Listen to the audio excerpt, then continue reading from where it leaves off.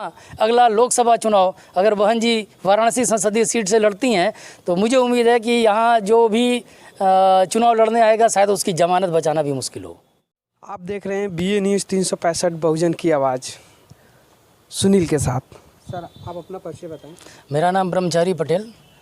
वाराणसी संसदीय क्षेत्र से बिलोंग करते हैं हम, और अपना दल कमेरावादी के। शिक्षा और स्वास्थ्य पे सर आप कुछ बताना चाहेंगे? सबसे पहले BA न्यूज़ 365 और सुनील जी आपको ये बाइट लेने के लिए धन्यवाद। लेकिन जैसा कि आपने पहले अपने परिचय में बताया तो बहुजन की आवाज़ ये शब्द आपने प्रयोग किया है, तो मुझे उम्मीद है जिस तरीके से इस समय पत्रकारिता कुछ पूर्वाग्रहों से ग्रसित होकर के और कुछ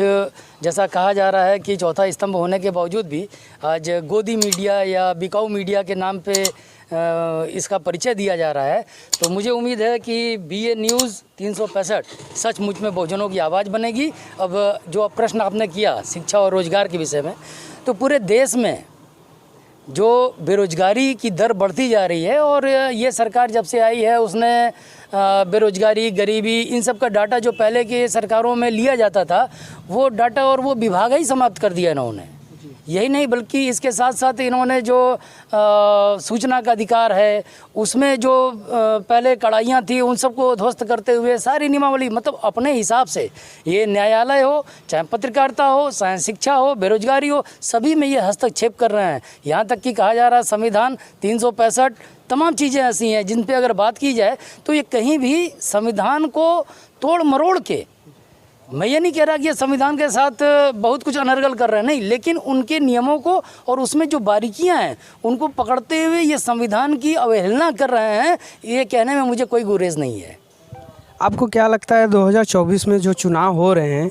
इसमें किसकी बाजी मारी जाएगी? जैसे आप अपना दल कमेरावादी के हैं तो डॉक्टर पल्लवी पटेल जी 19 तारीख को आई थी, तो आपको क्या लगता है कि बनारस से चुनाव में देखिए वो जब विधानसभा चुनाव लड़ रही थी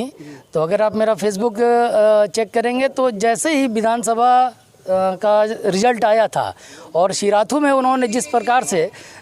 उत्तर प्रदेश के उप मुख्यमंत्री केशव प्रसाद मौर्य को उन्होंने पराजित किया था, वो देखते ही वो न्यूज़ आते ही मैंने एक बड़ा अच्छा सा कमेंट किया था कि 2024 के चुनाव में बनारस की जनता, उसी समय हम लोगों ने कार्यकर्ताओं ने ये मतलब मन से आवाज़ निकली थी कि हाँ अगला लोकसभा चुनाव अगर बहन जी वाराणसी संसदीय सीट से लड़ती हैं तो मुझे उम्मीद है कि यहाँ जो भी चुनाव लड़ने आएगा शायद उसकी जमानत बचाना भी मुश्किल हो।